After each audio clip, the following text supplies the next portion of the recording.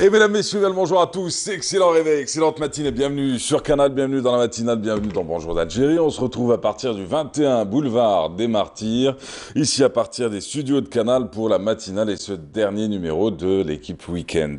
Et en ce week-end, l'info de retour d'abord avec Nejma Haresh, l'actualité nationale et internationale.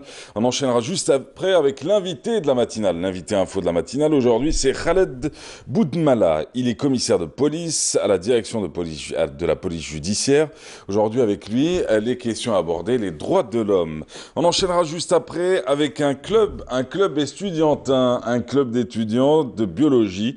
D'ailleurs, il sera représenté par Esma Gora et Wahiba Bouzienne. Toutes deux font partie de ce fameux club Biolo Geek. Alors, c'est le jeu de mots, hein, biologie et geek. Geek pour les passionnés de la science, des technologies, de la technique. Alors, les deux vont nous parler d'une action, l'action SIDAction, mardi à l'université Ahmed Ben Bella d'Oran, et ça se passe à partir de midi. Je vous en dis pas plus parce qu'on en parlera tout à l'heure.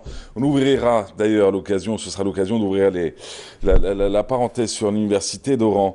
Aussi, en parlant d'Oran, on fera une escale du côté d'El Beria avec Iman Mahrougaras, avec elle retour sur ces 2 journées du vivre ensemble, avec la double inauguration, d'abord de la basilique de Santa Cruz et la mosquée l'Émir Abdelkader, en plus de la baptisation de la place du vivre ensemble. C'était à l'occasion de la béatification des 19 moines assassinés durant la décennie noire et l'hommage également, le grand hommage qui a été rendu aux 118 imams assassinés durant les années 90-2000, durant la période de la décennie noire. Aussi, retour sur un autre palmarès. Cette fois-ci, on reviendra à Alger avec le Festival international du cinéma d'Alger dans sa nouvelle édition. Tombé de rideau hier, palmarès également, meilleur prix documentaire, meilleur prix film-fiction. Ce sera l'occasion d'y revenir avec qui? Avec la commissaire de cet événement. Zahra Yahi sera sur notre plateau. Elle ne sera pas seule, elle sera avec Osman William Bey.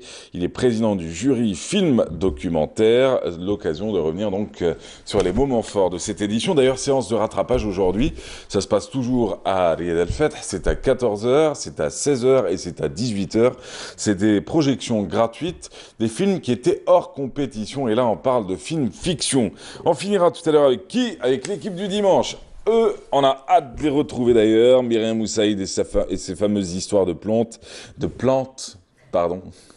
Plonte.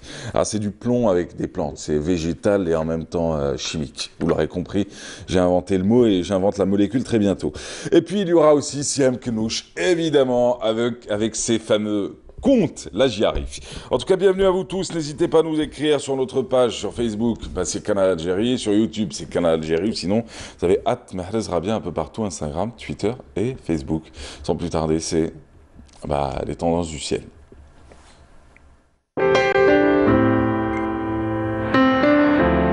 Suivez l'air du temps avec Mobilis. Hola, le soleil. Bonjour le jour. Bonjour Mahrez. Je vous fais de la poésie sud-américaine Comme vous voulez, hein. Ça me dérange pas. Oui. Alors du coup, ce matin on y va avec la météo. Tiens, hier on a cru en fin de journée que c'était peut-être le retour des pluies. Eh ben non. Vous avez confirmé. Oui. Eh ben non. On est encore loin. On en est loin. On est loin. Très bien. On sera un mois de décembre été indien. Exactement. Au nord de l'Afrique. Alors bonjour à tous et bon réveil. Pour aujourd'hui, on aura de la brume et des nuages bas en ce début de matinée sur les régions de l'ouest et l'est du pays. Aussi des passages nuageux sur le centre. Puis le ciel deviendra dégagé à partiellement voilé sur les régions de l'ouest. Généralement dégagé sur le centre. Peu nuageux à l'est du pays. À noter des passages nuageux mais en fin de journée vers l'extrême est. La moitié sud excepté quelques nuages sur le Sahara oriental. Partout ailleurs, eh bien le soleil sera bel et bien présent sur le sud-ouest, la Saoura, le Nord-Sahara, les Oasis, le Sahara central, l'extrême sud, le Égard et le Tassidi, avec 2 fréquences simple vers l'extrême sud. Les températures, quant à elles, plutôt agréables pour la saison, avec un maximum de 21 degrés du côté de Tlemcen, 20 degrés Oran, Alger, 17 Tizi Ouzou, Galma, 18 à Mascara, à Naba, 16 Sétif, Batna, 14 à Djelfa, 16 degrés à Al Bayad, au sud 21 degrés vers Biskra, Garda, Gardaya et Lizi 22, Bécha, Hassim Saoud, Ouagla 24, Tindouf, Adrar 22, Tamanrasset, Janet et enfin le maximum toujours à Borj Petit Mourtar et Ingzam avec 28 degrés. On va faire un petit voyage du côté du Moyen-Orient. Le ciel se montrera tantôt nuageux et tantôt ensoleillé, plus exactement à Bagdad, Damas, Amman, Le Caire, Koweït, Jeddah et Sanaa. Ailleurs, rien à signaler, le soleil sera au rendez-vous. Côté température, eh bien, on relèvera 15 degrés seulement à Amman, 16 Damas, 19 à Bagdad, 22 Koweït, 27 degrés à Riyad, Abu Dhabi, 29 à Masqat, 25 à Sanaa et le maximum toujours du côté de Khartoum avec 32 degrés. Voilà, je vous retrouve tout à l'heure, juste après le journal télévisé de midi et d'ici là, très très bonne matinée. La météo vous a été présentée par Mobilis.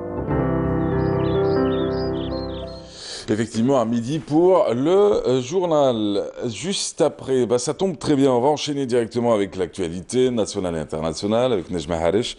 Et puis, je vous rappelle l'invité du jour, l'invité de la matinale, Khaled Boudmala, commissaire de police à la direction de la police judiciaire. La thématique abordée, c'est les droits de l'homme. C'est parti, Nejma Harish, bonjour.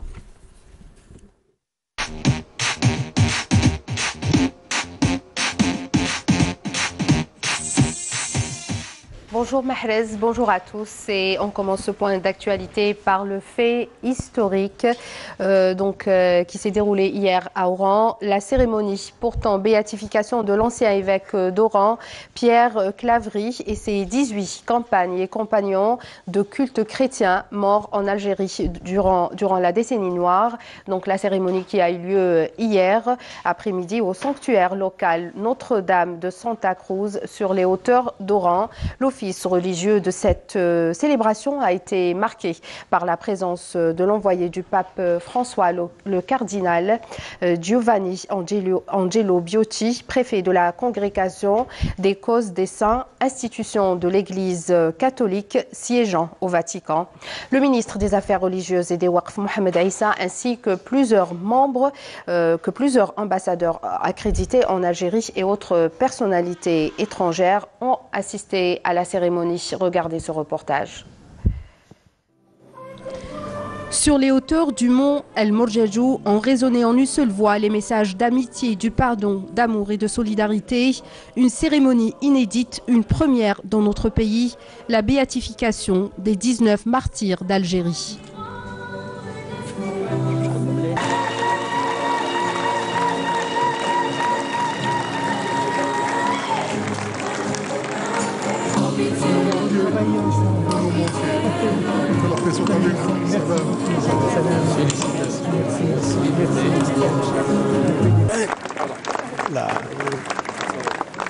À cette occasion, le pape François a adressé un message en vue d'exprimer sa reconnaissance au président de la République, Abdelaziz Bouteflika, ainsi qu'à tout le peuple algérien.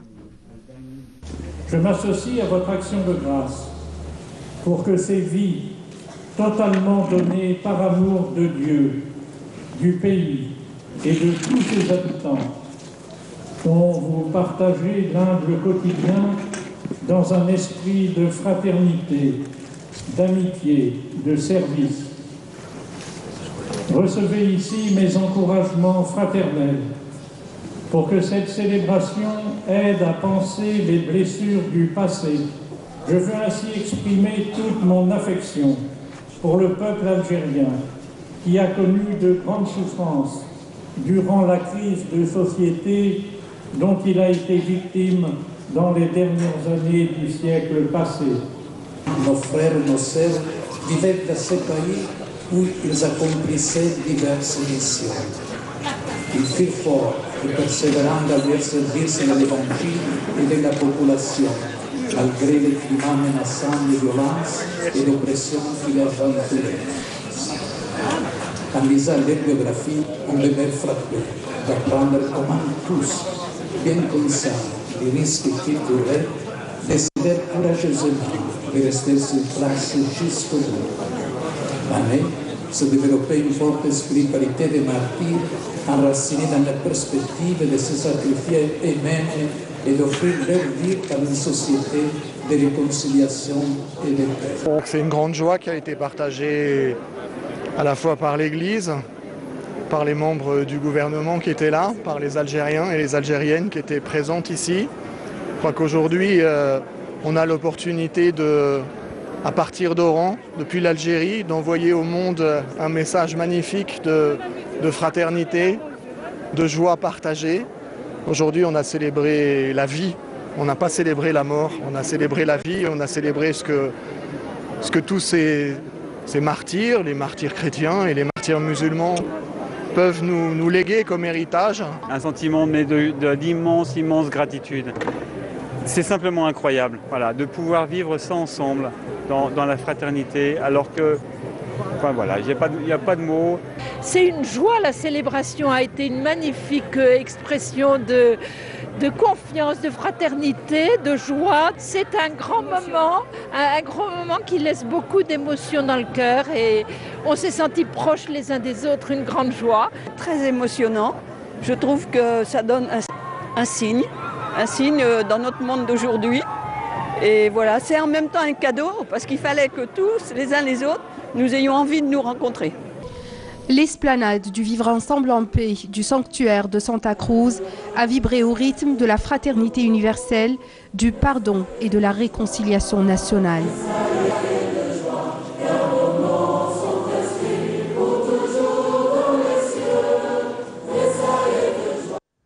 Et au plan économique, la conférence de l'OPEP a élu à l'unanimité à Vienne le ministre de l'énergie Mostafa Guitouni au poste de vice-président de cette organisation à compter du 1er janvier 2019. La conférence de l'OPEP avait également élu à l'unanimité vendredi dernier au siège de l'OPEP le ministre vénézuélien au poste de président de cette organisation.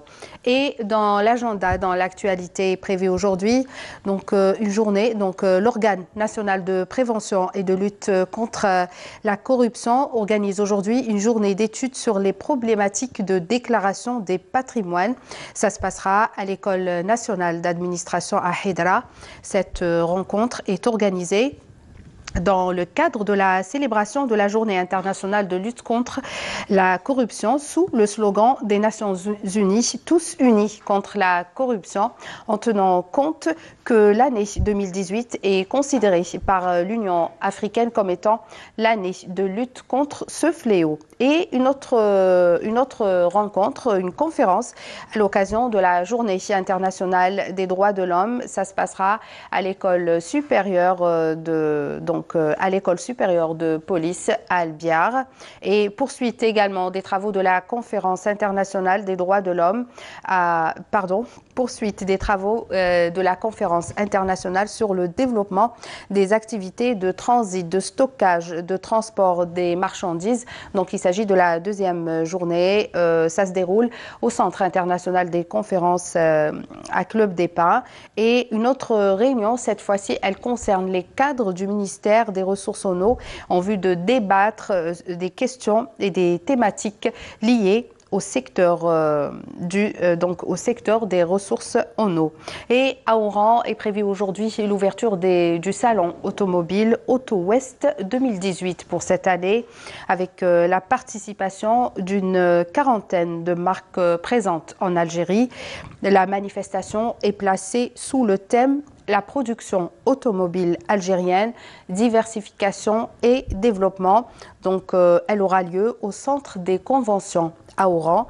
Et Achlef, le ministre de la formation et de l'enseignement professionnel, préside aujourd'hui l'ouverture des travaux d'une journée d'études sur la formation et l'insertion dans le domaine agricole. Ça se passe à la Maison de la Culture de la Wilaya et à Adrar. Le ministre des Sports, Mohamed Hattab, poursuit sa visite. Donc, il procédera aujourd'hui à l'inauguration d'une auberge de jeunesse dans la commune de Ouled Issa, ainsi qu'une piscine semi-olympique au complexe de Timimoun, donc dans la wilaya d'Adrar. Voilà ce qu'il y avait dans l'actualité. Tout de suite, l'invité de la matinale.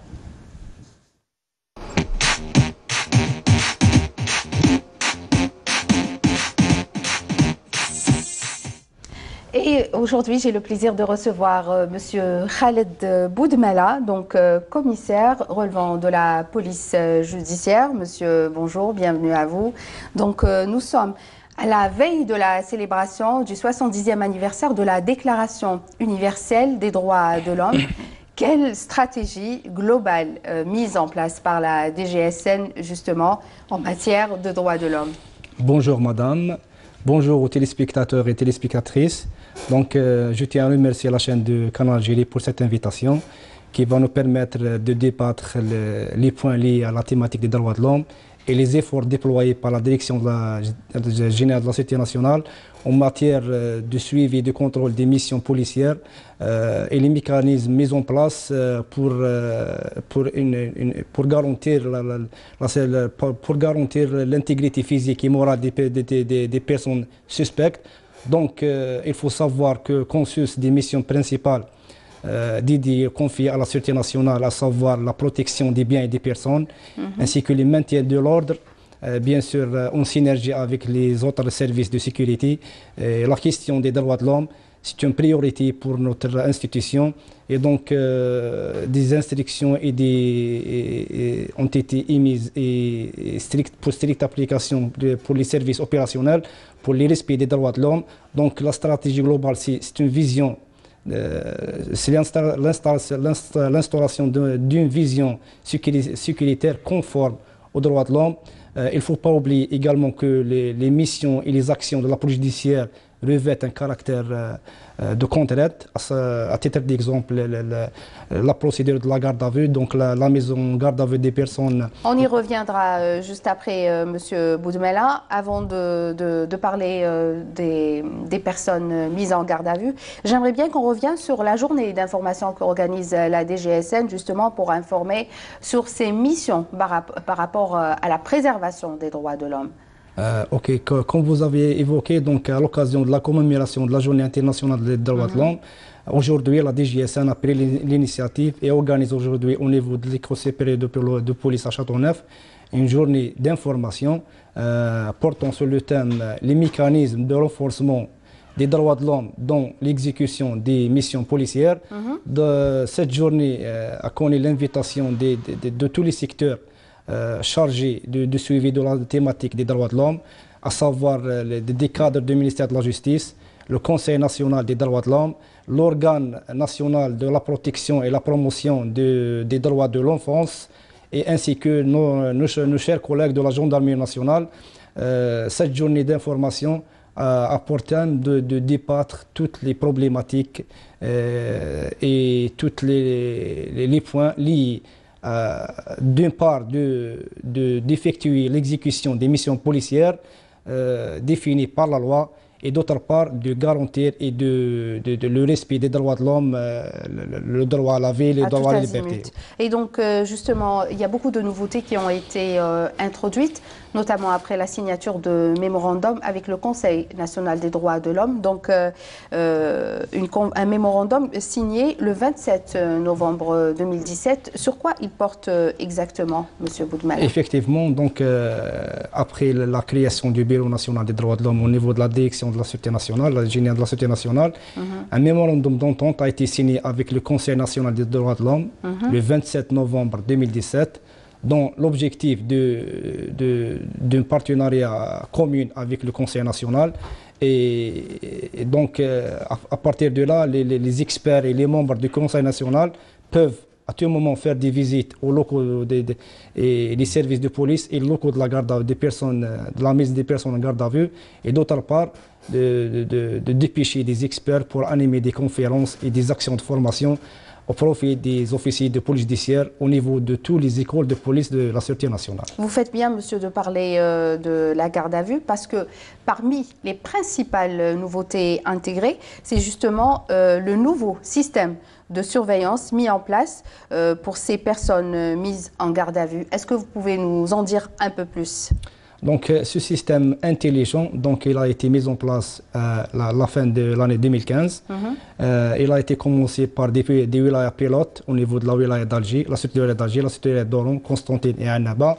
Et donc, le taux d'avancement actuel, c'est 75% au niveau des autres services de police.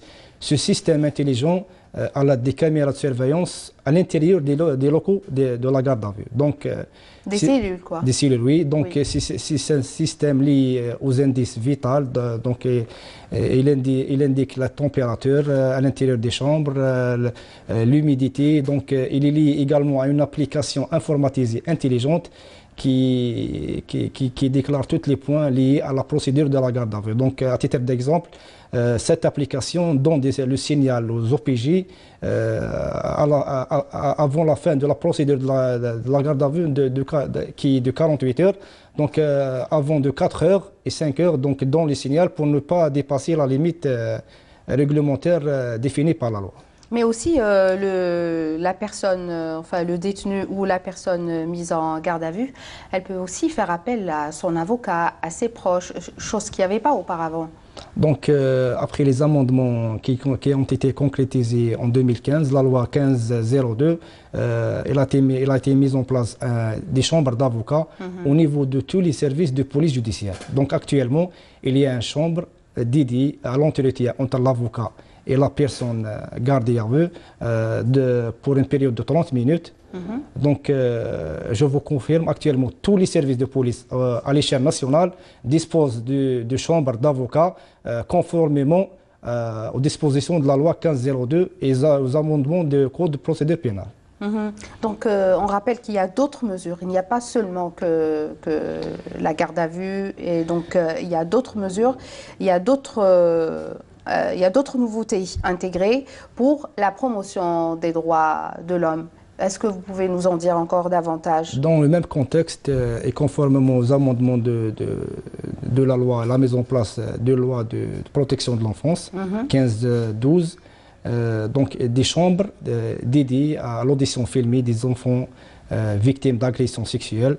Donc ces chambres ont été mises en place également à tous les services de police. C'est une chose obligatoire pour conforme à la loi. Ça, c'est pour ce qui est de la logistique. Maintenant, on va parler de la procédure. Donc un enfant qui est agressé, donc l'audition est filmée pour quelle raison? Donc, pour ne pas faire à tout moment une autre audition, donc une seule audition, pour éviter le choc psychologique des enfants. Donc, c'est le but de ne pas revoir à tout moment cette audition qui peut porter atteinte à nos enfants. Très bien. Et donc, on va parler, vous m'amenez à parler aussi des missions policière dans ce sens. Est-ce qu'on peut savoir aussi par rapport aux missions d'exécution de la police? Effectivement, donc la DGSN a pris en considération que la thématique des droits de l'homme, c'est une priorité. Donc c'est pour ça que des mesures spécifiques ont été mises en place. Donc en premier lieu, c'est la formation. La formation, c'est très important de parler sur la formation continue. Donc actuellement, il y a des modules qui est enseigné au niveau de toutes les écoles de police liées à la thématique des droits de l'homme.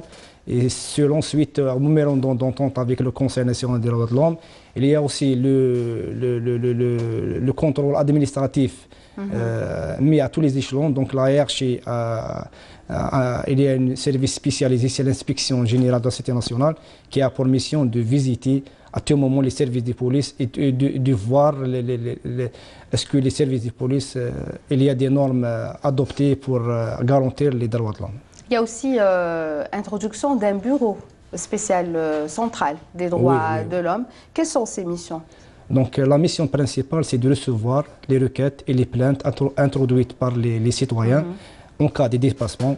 Donc, et après, on va entamer des enquêtes administratives. Et s'il y a des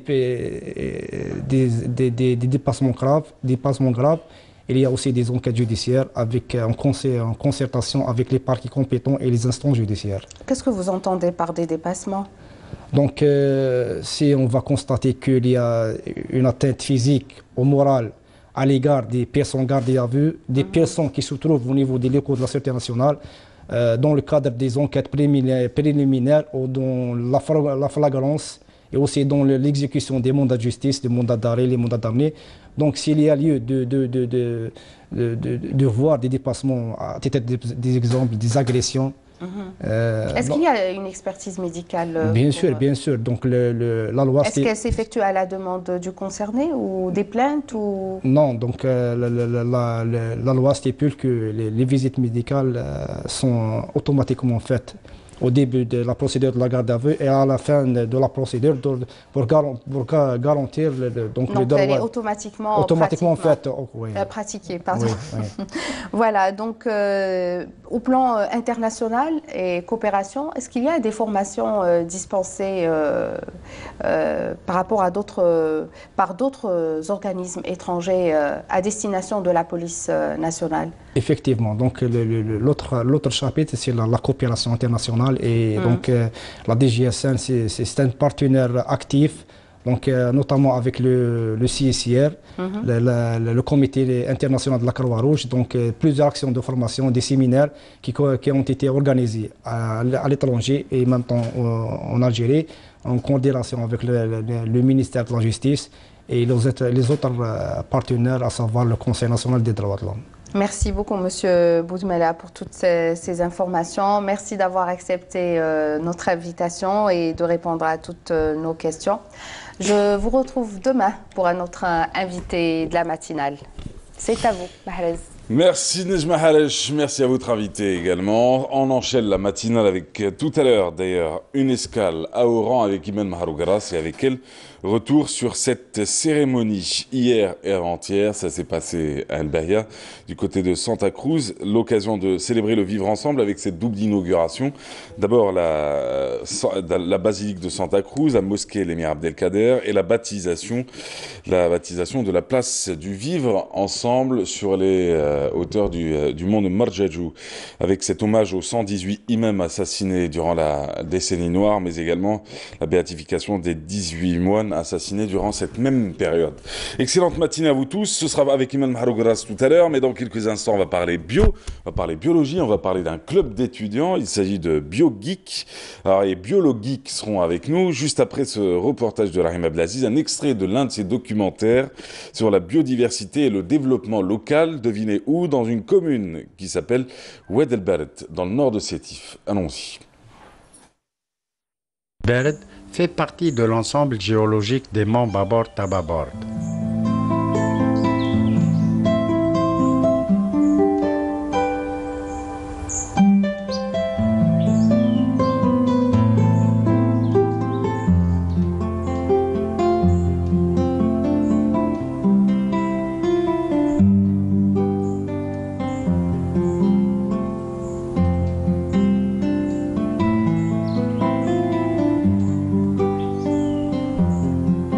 L'aire protégée qui a été proposée, d'abord on a proposé une catégorie parc national sur une superficie de 24 000 hectares, qui se retrouve sur 3 wilayas, la wilaya de Sétif avec 2 communes, Babor et Oued Berd, la wilaya de Djidjel avec la commune d'Iragen et la wilaya de Béjaïa avec les communes de Temricht et d'Erguina. Donc nous avons été plus loin que toutes les propositions qui ont été faites auparavant, de façon à intégrer cette dimension de développement durable. Donc sortir uniquement des propositions antérieures qui étaient juste la protection de la forêt de Babor qui fait 2600 hectares.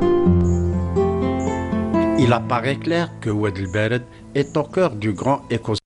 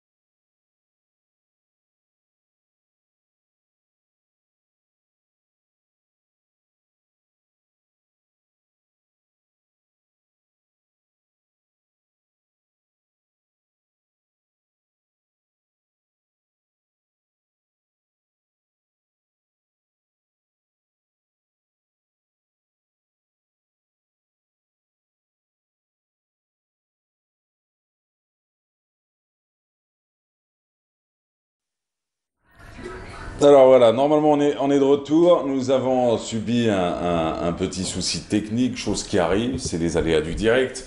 Si on est en direct... Alors le problème c'est que nous n'avons aucune indication sur le direct ou pas. Nous avons des écrans, pas de logo, rien du tout. Mais c'est pas grave. Ce qui est sûr, c'est que si nous sommes en direct, voilà, on y va. Si nous sommes en direct, en tout cas c'est un plaisir de vous retrouver. Nous sommes encore une fois désolés et navrés pour cet incident technique qui surviendrait partout dans le monde. On va pas non plus en faire un drame. Alors du coup, ce matin, après la partie info, après la partie invitée de la matinale, avec d'ailleurs sur le plateau de Nejma Haraj Khalt Boudmala, commissaire de police à la direction de la police judiciaire qui a parlé des droits de l'homme, cap à présent sur l'action estudiantine, sur l'action d'un club d'étudiants.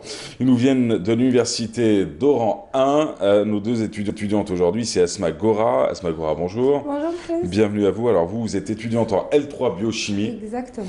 Vous êtes vice-présidente chargée du volet santé du club Biolo Geek et on en parle ce matin avec notre autre invité, Wahiba Bouziane. Bonjour. Bonjour. Alors vous êtes en Master 1 biologie, toujours dans cette même université J'adore ceux qui me corrigent alors qu'ils n'ont pas compris de quoi on parle, mais c'est pas grave. Alors Wahiba Bouziane, vous êtes Wahida. donc... Wahida, voilà, Wahida Bouziane. Alors vous êtes présidente donc, de ce fameux club Biolo Geek, si je me trompe pas. Vous êtes en biologie Master 1 à l'université d'Oran 1, toujours. On se retrouve aujourd'hui pour parler, en ce mois de décembre, de l'action SIDAction, que vous organiserez d'ailleurs mardi prochain. Ça se passe au sein même du campus universitaire Ahmed Ben Bella, et ce sera mardi à midi. D'abord, pour commencer, Biolo Geek, qui peut nous en parler ? Je préfère la présidente. Madame la présidente. Donc, c'est biologique, ça s'écrit geek, Ouais. mais ça s'écrit, ça se prononce geek. Il n'y a pas de jeu de mots avec le reste ? Exactement, c'est un jeu de mots. D'accord, donc si on fait un jeu de mots, on ne dit pas biologique. Voilà, on dit biologique. Beaucoup se D'accord. trompent, ils écrivent bio et la logique toute seule, alors que ça s'écrit biolo geek. Ouais, au sens geek. Voilà, oui. Et donc moi, quand je lis un geek, je dis pas geek. Oui, je sais. Ouais, Mais c'est un jeu de mots. d'accord. On a préféré ça, on en Vous me voulu rappelez un nom. des choses Ouais, allez-y. On a voulu un nom original. D'accord. Donc on a préféré jouer un peu sur le mot et aussi ça nous a aidé, le mot geek, pour faire notre logo. Donc les yeux, ils ont servi de yeux pour Oui. faire des lunettes et ensuite, en général, geek, ça a servi de Mais on est bien d'accord, visage. ça s'écrit biolo geek. Voilà. D'accord. Et vous le lisez biologique. Et vous attendez à ce que les gens lisent biologique alors que c'est écrit biolo geek. Oui. Je sais bien. C'est juste pour confirmer que c'était pas moi qui avais un problème de prononciation, mais allez-y. Non. Alors du coup, est-ce que vous pouvez nous parler de votre club ? Alors, déjà, notre club, il a été fondé l'année dernière, il va bientôt faire 1 an. Ouais. Et c'est parti de base, on voulait juste s'amuser et marquer notre dernière année. On était en L3 tous et on Ouais. voulait marquer notre dernière année. Donc, on a commencé à faire des activités. Ouais. Ensuite, notre parrain, qui est maintenant notre parrain du club, il nous a demandé de faire un club. Qui est ? Monsieur Mejouel Ilyes. D'accord. Donc, Qui il nous a... fait C'est un enseignant dans notre faculté, mais aussi c'est notre chef de filière et notre responsable de L1. D'accord. Donc, il nous a demandé de faire un club et jusqu'à aujourd'hui, c'est lui le vrai pilier de ce club. Comme on dit à Oran, donc c'est lui notre force. Il fait tout pour que même lors de nos événements, si on a par exemple des complications et tout, il nous aide à faire notre mieux. Donc, on a débuté premièrement par les événements scientifiques. Ensuite, on a décidé de toucher un peu le côté culturel. Et à partir de cette année, on a décidé de toucher le côté socio-culturel. Donc, ce n'est pas simplement pour faire des événements et enrichir les étudiants en général, mais aussi de sensibiliser. C'est ça le but d'ailleurs de notre événement pour le SIDAction Ensemble contre le SIDA. Le but, c'est réellement de sensibiliser les personnes et pas seulement les étudiants, mais aussi notre entourage. C'est pour ça qu'on ne fait pas des événements seulement au niveau de notre faculté, mais aussi en dehors de la faculté. Donc c'est ça le but en général de notre club. Alors l'événement c'est pour mardi prochain. De votre côté, Asma Gora, vous avez rejoint comment le club ? Comment vous avez fait la découverte du club ? Bon, tout d'abord, je vous remercie au nom de tous les membres du club pour cette opportunité. Bon, alors j'ai rejoint le club grâce à Wahida. C'est l'une des fondatrices du club. Exactement. En fait, dès le début, l'histoire c'est que Wahida elle était la déléguée de notre section et elle nous a choisis. Donc après, elle nous a contactés, elle nous a dit voilà, voulez-vous faire un événement ? Alors on lui a dit un événement dans un week-end, en fait c'est presque impossible. Après, on s'est dit oui, allez, on se lance.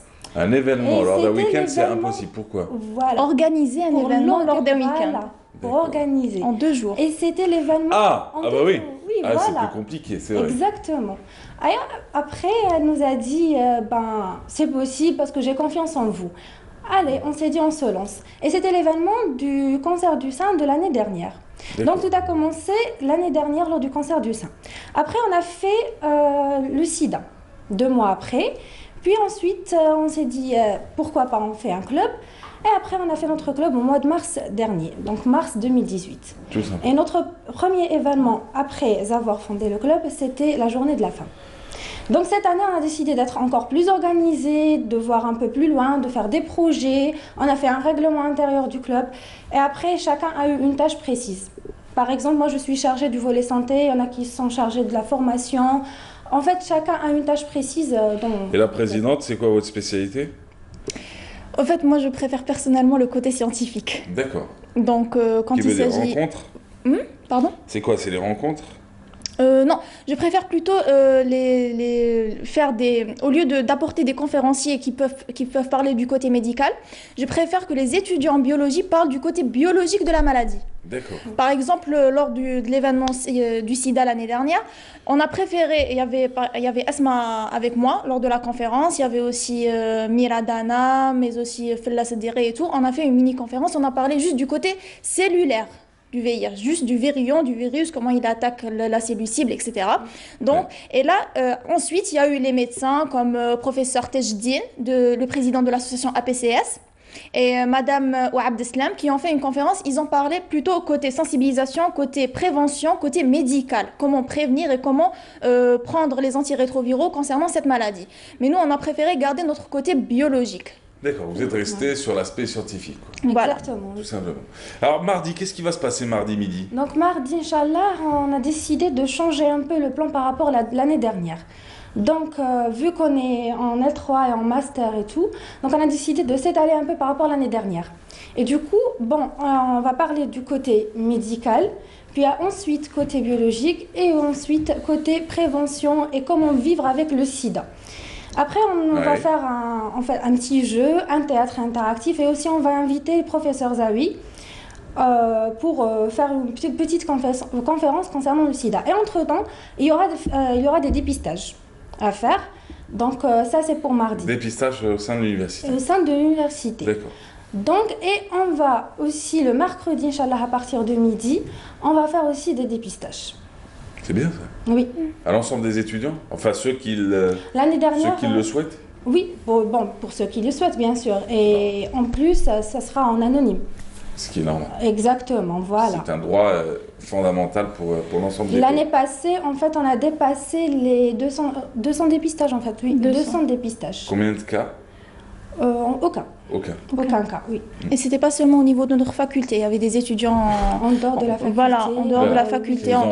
Voilà. Cette année, vous attendez combien? Vous avez un chiffre? Vous avez une espérance? Aucune idée, Non. on va voir d'ici mardi, Inch'Allah, ou bien mercredi. D'accord. Qu'en pense l'université, le rectorat de...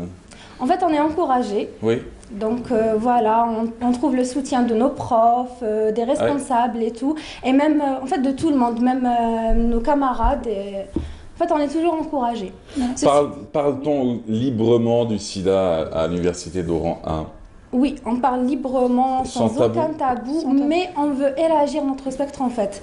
On veut même la société parle sans tabou, et c'est ça notre but. En fait, on veut que la société parle sans tabou, parce qu'une personne qui a le sida, ou bien qui porte le virus du VIH, n'est pas forcément une mauvaise personne.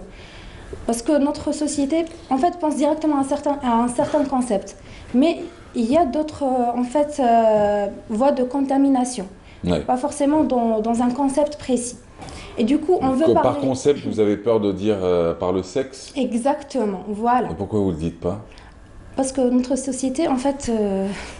Parce que vous subissez, en fin de compte, la pression de la société en étant acteur ou actrice, on dit acteur en général, sur le terrain, vous avez quand même peur d'utiliser certains mots. Exactement, voilà. Et alors, on veut sortir de ce spectre et on veut parler librement de ça.